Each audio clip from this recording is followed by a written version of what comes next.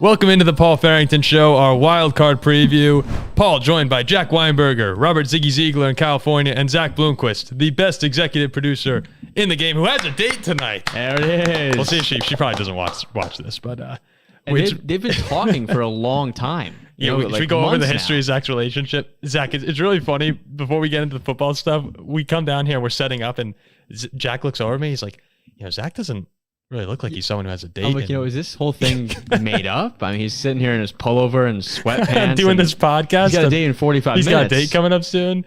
So it's it's pretty funny that Zach will look sharp. And but he's dedicated to the show, though. Yep, he'll be out on a date. He'll look sharp tonight. And who knows? This could be his wife. You never know, yeah. It could be. So could be. Good luck tonight, Jack. We'll have to get updates from you post-date, and we could share on Twitter, right? So a wild day in the NFL. Split the bill. It's crazy. Yeah, split the bill, right? Pete Carroll is fired. Nick Saban in college football retired. A lot of big-time news in the football world.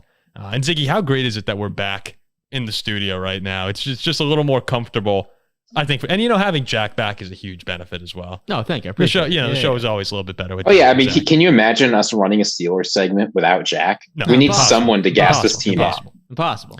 I did just want to say, before we dive into these games on Pete Carroll, I thought it was, Pete and the Seahawks were hoping to take a step forward this year after an unexpected run with Geno Smith last year, and they decided to bring Geno back. Next thing you know, they're struggling. They're in the wild card race most of the year, but then Sean McVay and the Rams upstage them and wind up going to the playoffs instead. And I was just thinking back to Seattle. I've never been a big fan of Geno Smith. I know you guys were iffy on him throughout his time. Last year, he was my guy. Yeah, but the first half of last season, he was great. And the second half, he really struggled. So to bring him back when they had a top 5 pick last year, and maybe they were the team trading up and going after C.J. Stroud or Anthony Richardson. It looks like two of those 3 quarterbacks who were taken in the top 4 are going to wind up being hits. We'll see about Bryce Young. Jury's still out, I think. But Seattle didn't make a move when they could have. You're not often in the position to go after a top-tier quarterback, and Pete Carroll decided not to do that. And I wonder if that maybe cost him his job in the long run. If this team has C.J. Stroud instead, maybe Seattle's going on a playoff run right now. Maybe they're gearing up for a big game. So that was just an interesting thought that came to mind. Any thought on that? Well, just like you said, I mean, this was also a team who started the year, 5 or 6-2. And yeah, they were good. We were talking about them maybe, winning the division potentially. When San Fran was struggling. Yeah, kind of long odds. They were in first place, I believe, 7 or 8 weeks through, about halfway through.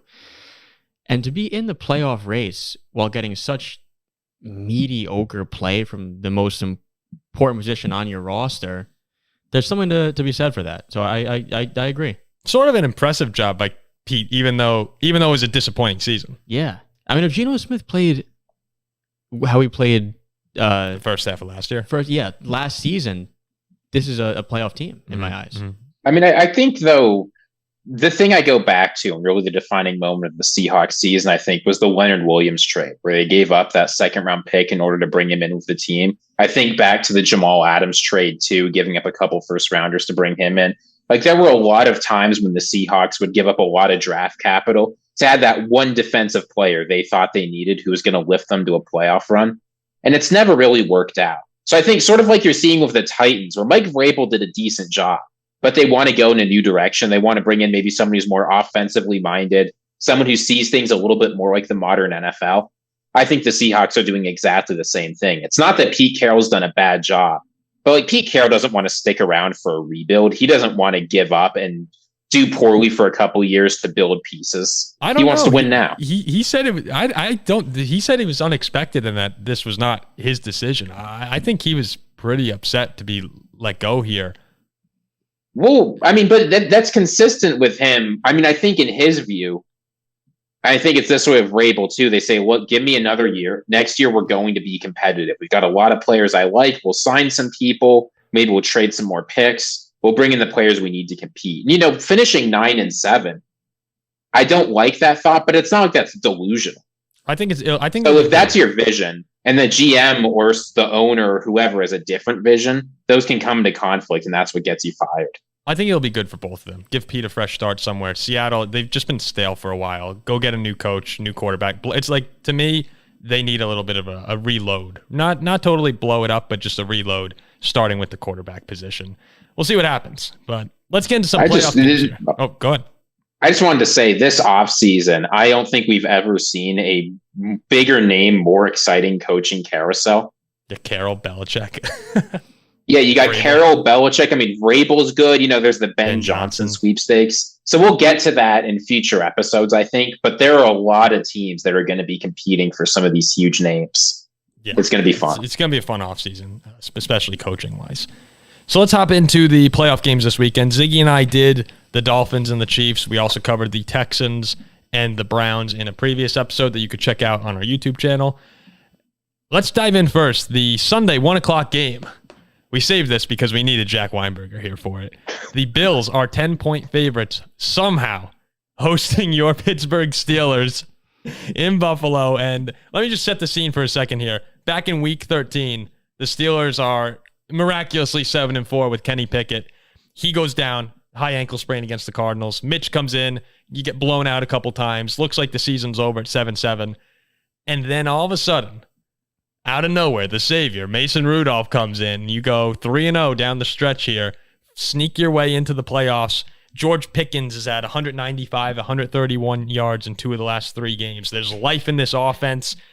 We're starting to see a Pittsburgh Steelers team that is competitive. So, Jack, being someone who narrows in on them more so than the rest of us here, with what you've seen from Mason Rudolph over these past few weeks, do you believe that this team has a little playoff run in them? Can they go into Buffalo and win that game? I think they absolutely could. I believe the first quarter of this game is monumental and crucial because I could see a world where these fans are jumping through the tables. It's loud. They're crazy. Buffalo's hot. They've won, 5-6 games in a row. Mason Rudolph hasn't seen a team like Buffalo yet. Seattle's not Buffalo. Baltimore's 4 stringers isn't Buffalo. And I forget who else. Cincinnati's not Buffalo. So I can see a world where Josh Allen's throwing a Stephon Diggs and scrambling and the crowd's loud and they're forcing turnovers. Just 14 zip off the bat. I could see that. But if we can weather that storm, get through the first quarter and a half and it's a close game, I believe they can hang around. Because I do believe this team is a bit revamped. They're energized. They're playing hard. Mason Rudolph is playing good football. And if we can kind of just stick around, silence that crowd a bit, get some stops, they could hang around, yes. Am I going to pick them to win the game? No. Can they hang around? Yes. Ziggy, as a less partial party here, when you look at this game, one more thing. Buffalo also, they've won 5-6 games in a row, but they've looked mediocre in a lot of those games. Like, they barely beat the Chargers. They escaped against New England. They didn't look that great. No, like they've escaped against very, very mediocre teams. They haven't looked like total world beaters. I do agree. Out of the Dolphins, Chiefs, and Bills, this is the worst matchup for the Steelers. The one that I didn't want, but it's a beatable team, and I do believe there's a world we can go in there and beat them. Yeah, I think that's a good point, Jack. I mean, since week 4, the Bills are 4-9 against the spread, while the Steelers are 8-5. So there's a big difference in how they've outperformed expectations. The problem for me and why I can't pick the Steelers no matter what is that TJ Watt isn't playing. And without him on the defense, it's just so much worse. Right? The Steelers have done an excellent job getting after the quarterback. They've been about average. They're 13th in the NFL in sack percentage. But Watt is second among all edges in sack percentage. He's been the guy who's been constantly getting there and getting to the quarterback. And without him there to generate pressure, without him there hitting Josh Allen, maybe the Steelers cover for all I know. But it is so hard for me, even though we haven't seen a lot from Mason Rudolph, to think that he's going to be able to outduel a Josh Allen that's not getting hit by TJ Watt every other play. Right? Because who else is... I get that Highsmith has had a decent season, but there's nobody else on this defense that's a world-beating game changer like TJ Watt. And I mean, any team would suffer to be missing a player like that. So it's really hard for me to see them shutting down one of the best offenses in the NFL. And I just can't see Mason Rudolph keeping up in the shootout. Well, we had that reel that came out, 2 months ago? We talked about Watt is almost like Patrick Mahomes for this team. No, I've said he's Patrick Mahomes, he's Jalen Hurts, he's Josh Allen. You're 1 in 10 without him. You allow 6 more points per game, and you have half as many sacks when he doesn't play. Like the TJ Watt effect is real, and it's upsetting that, of course, Watt has to get hurt right before the big playoff game. His injury luck has been pretty crappy over the past few years, whether it's amount of games missed or the timing of some of these injuries. I'm not too confident for you guys. Buffalo at home, Josh Allen, 102.4 passer rating in Buffalo, 83 on the road. Jack's not joking when you talk about that crowd. I went there for a Bills game one time. I was 12 years old, Ziggy, and I had some random girl twerking, while making fun of me and having all the Bills. We were just walking in the aisle, and the Bills fan starts twerking on me. I put my hands up. I was like, what is going on here? And the rest of the Bills fans started booing me while a girl twerked on me. How old were you? I was 12. I was 12 or 13 years old. Like these Bills fans are no joke. Isn't that a felony? Did you enjoy it? Yeah, no, they're great. No, not with this particular, not this particular person.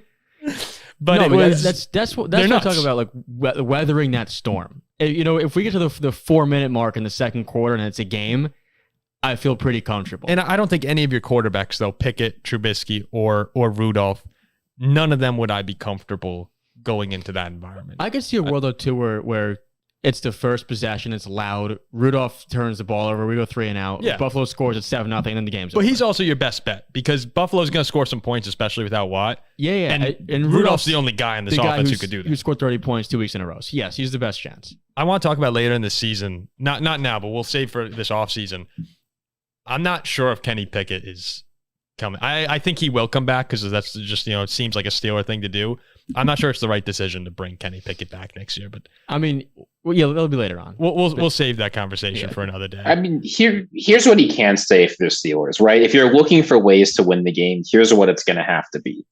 Stephon Diggs hasn't gone over 90 yards since October 15th. You got to keep that trend going. You can't let him beat you. And if you want to beat the Bills defense, the area where they're the weakest is deep pass plays. So you're going to have the offensive line play well enough that Rousseau and Floyd and Ed Oliver aren't getting to Mason Rudolph. Mason Rudolph's going to have to continue being a relatively efficient passer. I mean, the difference between him and what you've seen from the Steelers passing game this season is night and day, right? When he's in, it's 0.25 EPA per play. The season average is negative 0.06. So there's a massive difference when he's on the field, at least so far. You're just going to have to hope that you can keep Rudolph upright. He can connect on some deep plays like we've seen Pickens get in this season. And then you just hope the defense can hold on. I agree. Najee's also playing better too, which is seeming to open some things up for Rudolph, Pickens, Deontay Johnson. We saw a 75-yard touchdown from DJ too against Baltimore. We do need one of those long explosive plays down the field for a touchdown, like one of those deep balls where some sort of busted the coverage. Offense will have to show up. The offense will have to be there. One of those long plays for a touchdown. We need one of those. Well, you've been getting them. Yeah, with Rudolph we have. All right, so just in terms of game picks here, I'm going Buffalo. I don't think it'll be particularly close. I'm assuming. I mean, I can't. Someone might be going with an upset. I can't pick Buffalo. So you can't. I'm going to say we're going to go in there and get the job done and go to Baltimore. The last 2 times the Bills have been double-digit favorites, I've said they're going to win, but the other team covers. Happened against Los Angeles. Happened against New England. I think it's going to be exactly the same script against the Steelers. Mm-hmm, mm-hmm. So we got. I think they'll win, but it's going to be close.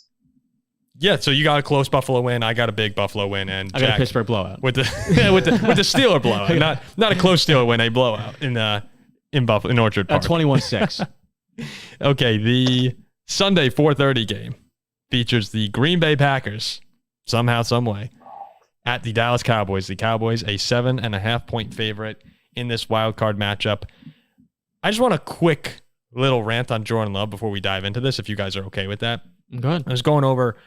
I saw a graphic. It was Rodgers last year and Love this season are in sort of similar situation, or we're in similar situations as we know at the end of the year with the play-in game against Detroit and now the play-in game against Chicago this year with Love winning it.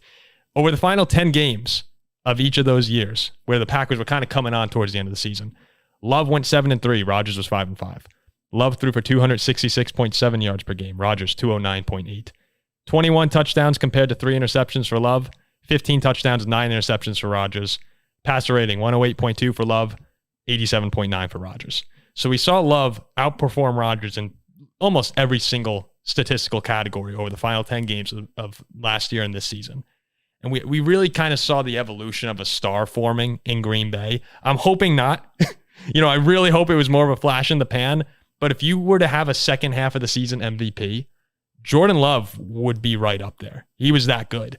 And remember, the beginning of the season, it was a lot of people saying, he has the physical tools to be great, but he's inaccurate sometimes. He can be amazing, but he doesn't close out games. But the receivers aren't where they have to be. And those are reasonable concerns. But then, over that second half of the year, went from 32nd in completion percentage to 6th over the final 10 games of the year. He had game-winning drives against the Chargers, game-winning drive against the Panthers, ended the game against Chicago. And that receiving core of Wicks, Reed, Melton, Dobbs, Watson hasn't even played. Now they look like one of the more enviable position groups that you'd have around the NFL with how young they are and how talented. And to me, it's all just a testament this season to I hate that. I hate that right now. What I'm saying, what's coming out of my mouth right now. I hate what I'm saying because I can hear it's bullshit. Packers fans cheering me on, and I don't like this at all. But it really is a testament to the Packer culture that they didn't panic. They eliminate the outside noise. They don't listen to what everybody's saying. That's what got you Rodgers in the first place. That's what got you Love in the first place. When you were 2-5 this year, that's an easy time to get nervous, but there was never an eruption. And that's why we're sitting here now saying, look at all these young, talented players who are performing at the highest level of their careers at the same time. Good for you, Green Bay. I really hate that I'm talking this positively. This is the first time where I feel like I erupted and said enough of this on the show. But yeah, fans are clapping you right now. No, they are. It's horrible. It's horrible, but it's all true. And that the process has rewarded them yet again. So Ziggy, I'll go to you first here. As we sit in the studio before wild card round, is this a feel-good story for the Packers where they came against the odds and Jordan Love had a little spark going on this playoff run? Or do you think that there's a serious threat behind this Packer team to actually go on a, maybe even a conference championship Super Bowl run? I don't want to sound like I'm overhyping this team and just saying what the fans want to hear. But the more I look at this team, the more dangerous they look. Right? You talked about the first half of the season was absolute garbage. And somehow it seems Love has just miraculously fixed all of those accuracy concerns. Right? They finished 6th in EPA per pass over the course of the whole season. The second half was so much better. You look at how much better the running game has been with Aaron Jones, right? The fact is he's been able to consistently be successful. He's 2nd in the NFL in success rate. Dontavion Wicks, UVA grad, absolutely love to see it. He has come alive. Throw it in there. Jaden Reed is good. I can't believe this, but Dontavion Wicks is averaging 5.6 yards after the catch per reception. That's only 0.1 yards less than Tyreek Hill. You know who that's more than? CeeDee Lamb, Cooper Kupp, Jamar Chase, Brandon Ayuk, Amon-Ra St. Brown. They're playing an elite offense over the second half of the season. And the fact is, when you go into the playoffs of an elite offense, even if the defense isn't all that great, I get that the defense has problems, and that might be what holds this team back. But the thing I like about this Packers team is they seem blissfully unaware. They don't seem to realize that they're not a team that's supposed to be doing this. In their view, we're the Packers. We're always successful. Blue skies. We go on and perform. They haven't had the heartbreaks that Dallas has had, right? You can just see in this Dallas team that they've been traumatized. Packers fans are going to say they've had some heartbreaks. No, that this current team right now is not a team. Jordan Love has not experienced the playoff meltdown. Not when he's playing, yes. Yeah, I think Stroud said the same thing about the Texans right now. He said part of what's fun for him on the McAfee interview, he was like, yeah, we don't really understand the moment. And that could be an advantage. Oh, did you see who said Steven said he had no chance? Oh, yeah. Stroud was like, no chance? All right. Yeah. That was me. But Can't you see this being a situation where Dallas has all the pressure in the world on them every single season to perform? They choke in these situations. And here's Green Bay just waltzing into a playoff. Nothing to lose, really. That's a big advantage for the Packers. I do believe that while for the sake of this channel and the amount of Packers fans that have shown us love throughout the season, I'm rooting hard for them in this game because I want this to continue. And I love these fans showing us this support. But I do believe that the inexperience and the youth will show on the road in the playoffs against a team who hasn't lost at home the entire season. Mm-hmm. To close out the year, Green Bay has looked good, but they've played the Panthers, they've played Minnesota, they've played the Bears at home and really didn't look that great. They were okay. But now going on the road to Dallas, a little McCarthy revenge game, Dak and CeeDee Lamb, and a team who hasn't lost in that building, I'm not going to pick against them. So I'm going to take Dallas in this game. As much as I want to see Green Bay go in there and win, I just don't see it happening. I believe this Dallas defense gets to Jordan Love a little bit. But this Cowboys team, I mean, I get that the numbers suggest they're a juggernaut, but I see a lot of vulnerabilities here. Right, the Seahawks walked in and bullied them to 35 points, almost won. The Lions had them dead to rights, and in my view, unofficially won the game. Right, they absolutely melted down against the 49ers. They lost to the Cowboys, or they lost to the Cardinals, excuse me. So it's not like this team isn't capable of bad performances. And you ask yourself, what's caused these bad performances? It's the fact that they're 28th in the NFL in yards after catch per reception on defense. They keep giving up big plays there. And their second-level run defense is awful. So if I'm a Packers fan, I'm sitting back and saying, "You might be a Packers fan. You actually might be a Packers fan." I'm not saying Dallas is. Yeah, I don't think Dallas is an unbeatable, world-beating, crazy team. But I don't see them losing this game at home to a young Green Bay team in the playoffs. I'm sorry I cut you off, Ziggy. Yeah, continue. I was going to say I've seen Dontavion Wicks of 1,000,000 yards after the catch. I've seen Aaron Jones be consistently able to get to that second level. I've seen a Packers offensive line that's actually been pretty physical this game, right? You look at, say, Zach Tom in particular has impressed me. I think he might be ready to handle Micah Parsons, which is what he's going to be asked to do this game. Okay, enough from you, man. He's played well. I don't know what you... the more I watch of this Packers team, the national media isn't talking about this team, but the more I watch this Packers team, I get why they're big dogs. But the more I feel like there might be an upset brewing, that the Cowboys are looking ahead and thinking, oh, shoot, we got to get ready for San Francisco. We've lost to 2 years in a row.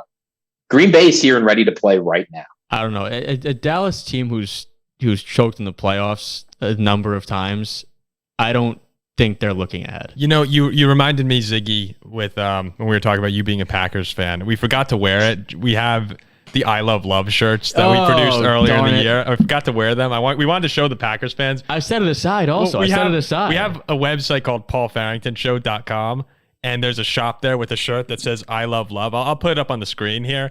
They're like $20 shirts, and Packers fans might be interested in that, but they're fun shirts. We were supposed to have Jack wearing one of them on this episode. I set it aside on my bed too. I was going to wear it. But I tend to agree with Jack in this position. Ziggy, I don't think you're wrong for saying Green Bay has a chance, because when you come into the playoffs with a quarterback as hot as Jordan Love, you're always going to have a shot. I really think Green Bay is not exactly a walk in the park here for the Cowboys by any means.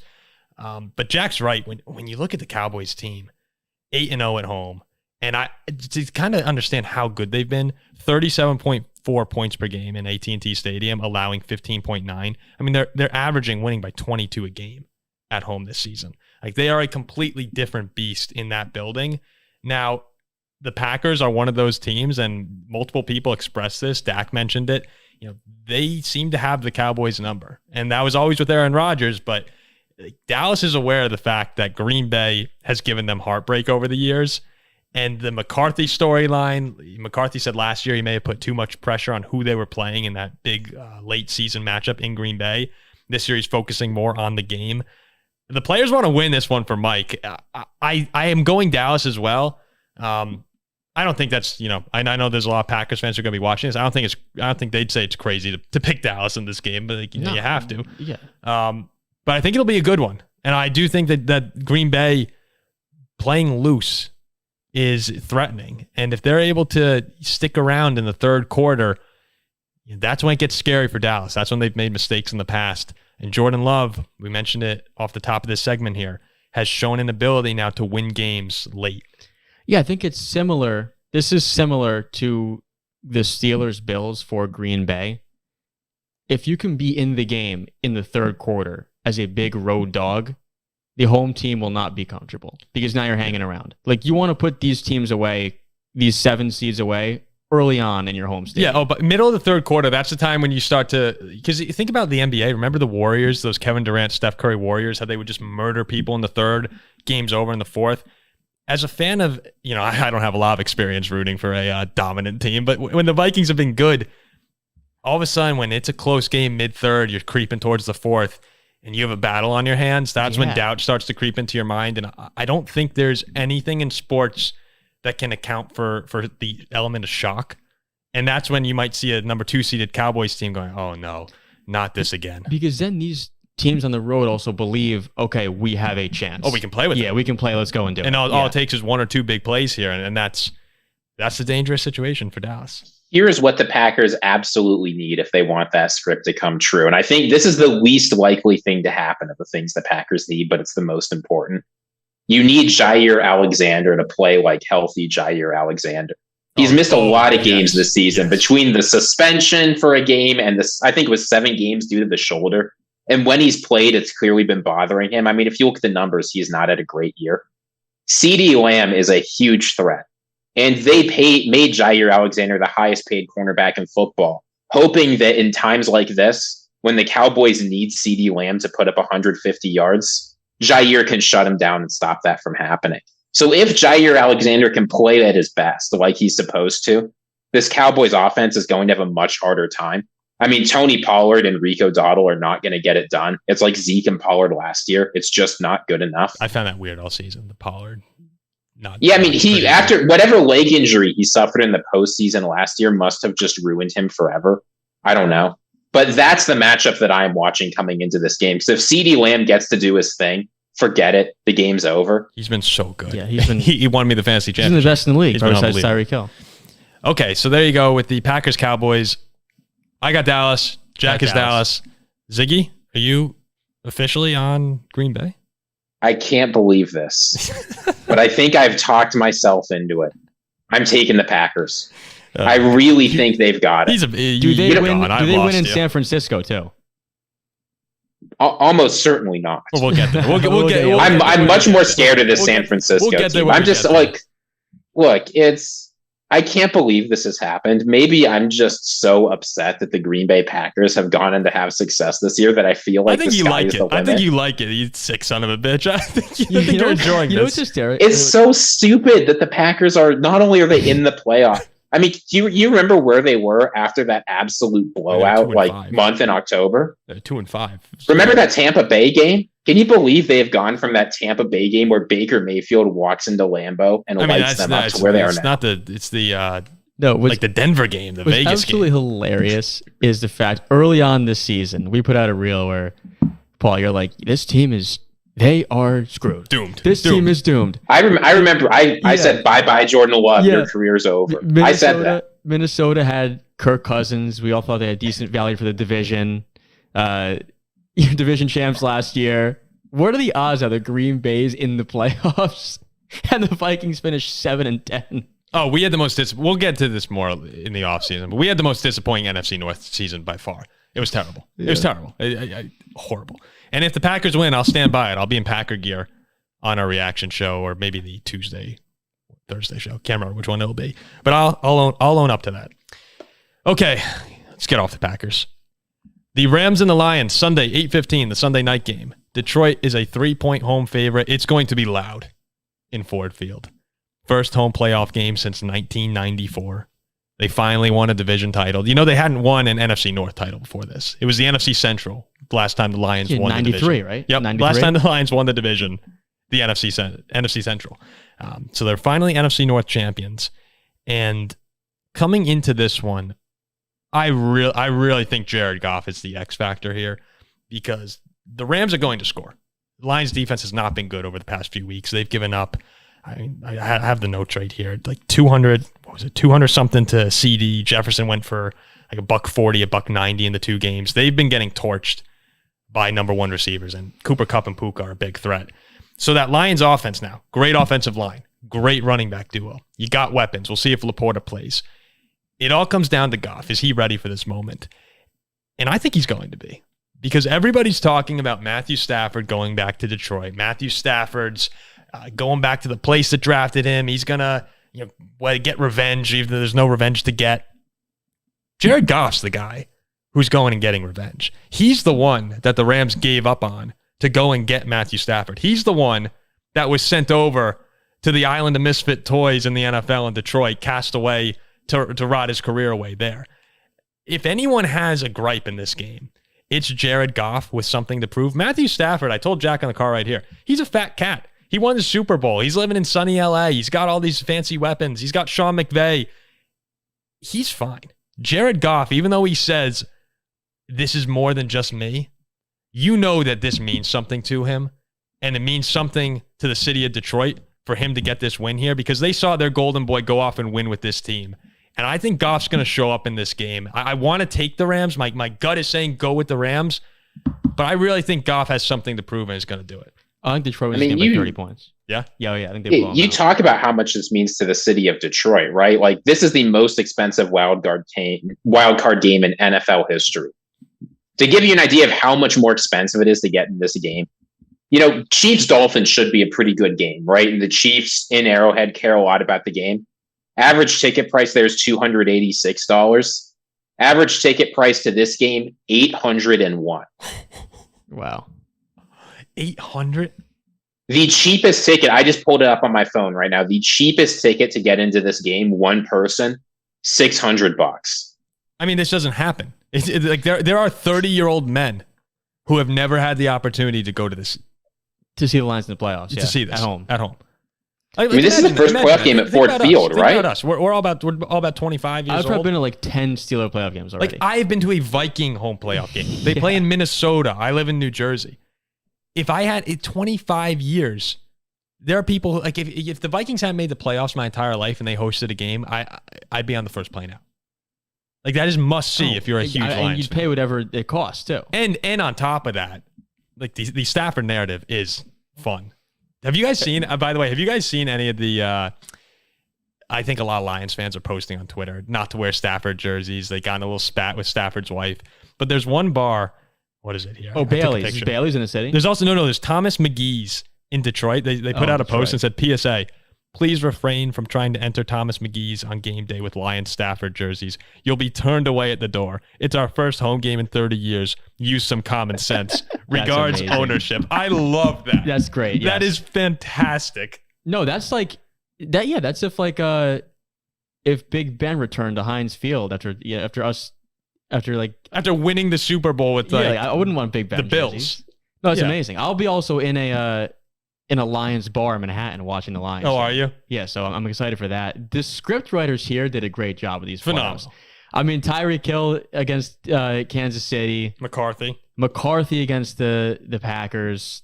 This Lions-Rams game. Just a fantastic job. But I think Detroit comes out here at night in front of their home fans, and every single player on that team plays their ass off for their quarterback. I think he has a phenomenal game with a lot to prove, like you said, a huge chip on his shoulder because he was the one kicked to the curb. It was not Matthew Stafford. The whole world's talking about Matthew Stafford playing against Detroit, and that's the whole entire storyline. Well, what about me? I'm at home. This is my home fans. He got the home playoff game. Yeah, we're the number 3 seed. I think Detroit comes out there and kicks their ass on Sunday night. I'm very excited to see what Ziggy has to say about this because you have been as pro-Rams as anyone I've seen all year, and you've been right. You've been right on them. Where do you come down? The Rams offense, I think, is going to have a great game. Basically everyone's healthy. They'll be bringing out Stafford and Kupp and Puka and Kyron and even like Higbee. I'm assuming Higbee's going to be healthy and they just held him out from the game to make sure he's 100%. Like that's what we're dealing with here. The Rams offense is going to be pretty good. And I think they're going to put up a fair amount of points on a somewhat vulnerable Lions defense. Sometimes they make big plays, sometimes they don't. They've been vulnerable against big plays in the past. But the question I have for the Rams is how they are going to stop the Lions offense. Their pass rush is one of the worst in the entire NFL. Aaron Donald, still an elite player, still one of the best in the NFL. Secondary, still okay. But the Rams are 26th in sack percentage. They're the dead last in the NFL for the average depth of target quarterbacks are throwing against them. So guys have time. Meanwhile, you've got Ben Johnson and Jared Goff. Jared Goff has been one of the best in the NFL at avoiding sacks. Gibbs and Montgomery both are highly efficient runners that force defenses to respect them. You've got Amon-Ra St. Brown, Jamar Gibbs. I mean, hopefully Sam Laporta can play. Hopefully Khalif Raymond can play. But like this Lions offense is just efficient. And if you're not constantly getting to Jared Goff and forcing him to make mistakes, he will sit back. He will pick you apart. Guys will get plenty of yards after the catch. And it's very difficult to stop. So I think even though the Rams offense should do pretty well against the Lions, I don't see how they're going to have any answers for Ben Johnson and the Lions. So as you say, it's Jared Goff's moment, and I think he's going to shine. Wow. Okay. I really thought you were going to go with the Rams in that one. I think the Rams are going to keep it close, and I think their offense is very good. I see how they could win, but you have a defense that's massively overperformed, right? That's just true. The Lions are much more physical on both sides of the ball. You know, I get that Lions fans have been angry, but Aiden Hutchinson has done very well at generating pressures, even if he hasn't gotten a lot of sacks. Obviously, the Lions' offensive line has been very strong. They're going to bully whoever the Rams are sending. I just don't see how you can beat Detroit here. They're going to be so damn fired up, too. Like, the Rams just won a Super Bowl. Stafford won a Super Bowl. They have not played a home playoff game in 3 decades. Now they get a chance to beat probably the best player in Lions history on their home field. You know, or at least best quarterback, but yeah, best quarterback. Right. You know, real quick, because there are going to be a lot of Rams fans who are, you know, depending on how many Rams fans watch this, but if a lot of Rams fans watch this, they would come and say, you know what? Matthew Stafford, when he's played, has won 6 of his last 7 games. We're the only team to go into Baltimore and really challenge them of the contenders this season. 37-31 overtime loss. In the past 8, they're averaging 28 points per game, 385 yards on offense. Like, this Rams team has been really good to close the year, as good as almost anyone in the NFL. So it would be a mistake to, you know, we're getting caught up a little bit in the hype around this Lions game. The Rams and Stafford are going to show up. I mean, this is going to be a dogfight. I don't think the Lions roll over Los Angeles here. And those numbers before about the secondary, 411, 345, 396 the past 3 weeks. You know, that was 2 of those games was Nick Mullins playing quarterback. Matthew Stafford could have a field day. Like, I can see this being a situation where it's close and Stafford gets the ball late and does what he does and wins it. Like, I don't think just because it's going to be insanely hyped there, it means the Lions are going to steal. Like, this Rams team is really good. They're probably the best wild card team in the playoff field. If I had to pick a best, both NFC and AFC, I believe a small part of Matthew Stafford that wants the Lions to win this game. So, I mean, another reason I'm picking the Lions there. Okay, Ziggy, go ahead. Final game picks. Yeah, I'll say this: the Rams need a huge performance from Kobe Turner, right? Rookie interior defensive tackle, 9 sacks on the season. He's led I think all rookies in sacks. He's had an incredible season. No one's had as many sacks since Aaron Donald than Ndamukong Suh. So I don't want to make it sound like this Rams defense doesn't have any talent. But you talk about the overarching mood, and I think these kinds of things really do matter. And it feels, even though they're saying otherwise, the Rams feel like they need motivation, right? As you say, they're kind of happy to be here. They've overperformed. Everything's good. The Lions think it's their time. They are ready to play. And this, I honestly think Ford Field might be the hardest environment in the playoff that you're going to see this year. Could be. Except maybe Baltimore will be harder. But it's so hard how the Rams have done. It's just so hard for me to see them going into Detroit and winning, which sounds crazy to say. But I don't know. I guess we'll see. Is there any quarterback in the NFC that you trust more than Matthew Stafford right now to win a big road game? To go on the road against his old team? No, it would be Stafford. Like, no. I'm saying, like, out of all the quarterbacks in the NFC right now, in general, I think I have more confidence in Matthew Stafford being able to pull off a win like this versus anybody. Yeah, a veteran who's won a Super Bowl. Purdy, Purdy has his moments where he's just horrible. Hurts has been weird. Hurts has been weird. Dak, sometimes chokes in these games. Oh my gosh, am I talking myself into the Rams on air? Maybe. It'd be foolish, but maybe. I will say this. Here's something. I think the Lions will win this game, but I think there is only one true dark horse Super Bowl contender in the NFL. A team that's sort of being discounted, but if everything goes right, could compete with anyone. And it is the Rams. He wants the Steelers over here. Wait, the Steelers aren't anyone's dark horse. Okay, so let's do official game picks now. We're just a contender. Ziggy, you just said the Lions are your pick? I'm taking the Lions. I got to do Detroit it. big? Detroit by double digits, yeah. I think it's going to be super hype there. I think Matthew Stafford's going to silence them. I got the Rams going on the road and winning this game now. Do you see how I started off there as a huge line? That's foolish. It might be. That's foolish. It might be. I think it's going to be an unbelievable game. This might be.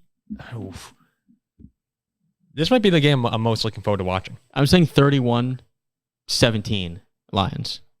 I will say this much. I know that it's not the same old Lions, but you cannot call Paul a fool for predicting the Lions letting down their fans. You just can't. Hey, you know what? We have Lions fans who listen to this show. We have our friends. We have Tom Monroe, who's from Detroit. No, not from Detroit. I'm mixing things up here. We have Tom.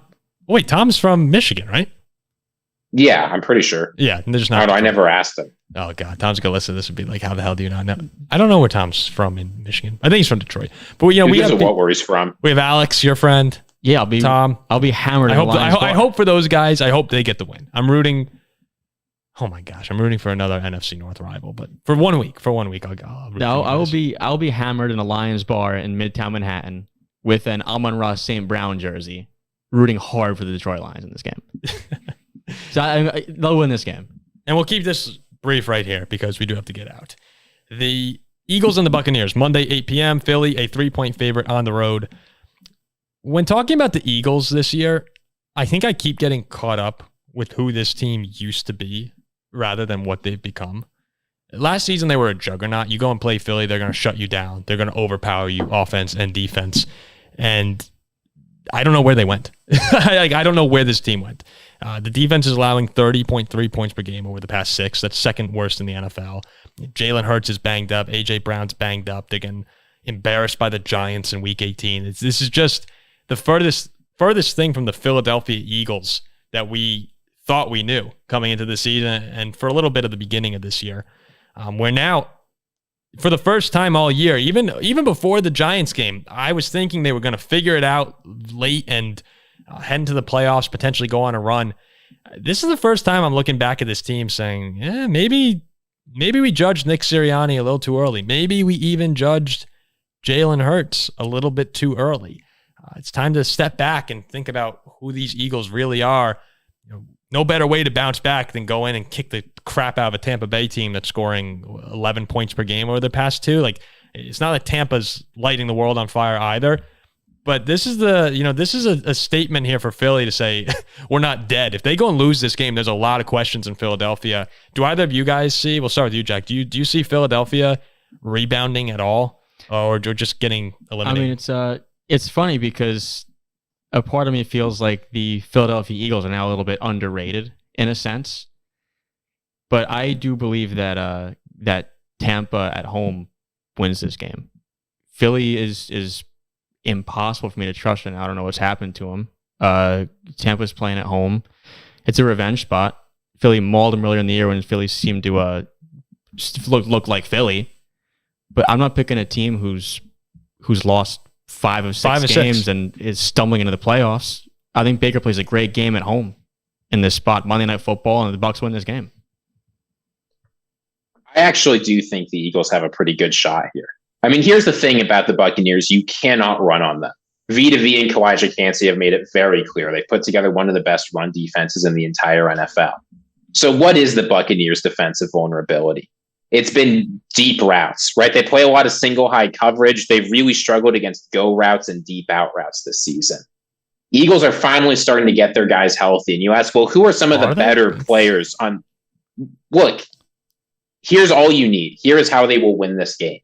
You just need players who can run deep routes effectively and catch the ball. I'll tell you who can do that pretty well. A.J. Brown and Devontae Smith. A.J. Brown's banged up. Yeah, but look, it wasn't a serious knee injury. If A.J. Brown is healthy, if Devontae Smith is healthy, I don't think this Buccaneers team has a chance. I get that Baker Mayfield has done a really good job. He's revived this passing offense for the Buccaneers. Despite Rachaad White being terrible on the ground, he's an effective receiver. But the Eagles are a physical team. They still have a strong offensive and defensive line, regardless of how their secondary has played. And when it comes to the playoffs, when you need to win games, an effective passing game with deep threats combined with strong lines is a formula for success. You know, people are acting like this Eagles offense has been terrible. They're not. They've been top 5 in rushing and passing efficiency all season. I get that it's not great and it's not what we saw last season, but it's not like Jalen Hurts has played bad. You know, he's been hurt and he's still managed to get things done. It's the defense you have to worry about. So I honestly think that vulnerability for the Buccaneers is going to be too much. And as much as I hate relying on championship pedigree, because the Eagles are not the same team that they were last year, it's tough for me to pick against them, against a Tampa Bay team that really is lucky to be in the worst division in football. Okay, so you got Philly. Jack, you're sticking with Tampa. Ziggy, despite, you know, what I said earlier, and I do think if they lose this game, that's when you have to start saying, all right, what's going on here? I still think Jalen Hurts is really, really good. Sirianni, you know, I'm not as sure on, but Jalen Hurts is a superstar in my mind still. And I'd be really surprised, despite as bad as that defense has been, I think they're going to go in and take care of Tampa. I don't think it'll actually be all that good of a game. It'll be kind of a gross game to watch, but Philly will pull ahead in the fourth quarter and win this one comfortably, I believe. Tampa Bay, they've been a fun story. Baker's comeback has been awesome, but at the end of the day, in big games this year, they've just looked really bad a lot of the times. And I like Mike Evans, like the weapons they have, but Philadelphia, you're right. Not fun to rely on championship pedigree, but this team does seem to have winners on it despite the past 6 weeks of our lives. So I'm going with Philadelphia as well. Tampa Bay win would be fun, but what was that? Would that set up Philly and maybe you get them playing Dallas? Well, if Detroit there's wins, a chance. right? Like if the Rams were to win, or the 7th seed, or Detroit would get Dallas. So you would need the Rams to win. Yeah. Ooh, that could be fun. Philly Dallas number 3. Okay, that'll wrap up this episode of the Paul Farrington Show. I felt like that was a pretty good episode. I enjoyed that show. It's fun talking about the comments. playoffs here. Yeah, please leave some comments. Any questions? We should probably start getting more involved on X and Instagram again. We've been a little on what? X. You know, it's about time to start calling it X. Right? No, it's not. We'll wrap this thing up here. We appreciate everyone who's been listening. Please leave those comments in the comment section and let us know what you like about the show, what you want to hear us talking about. We'll be back with the Wildcard Reaction Show, and we'll see you then. Peace.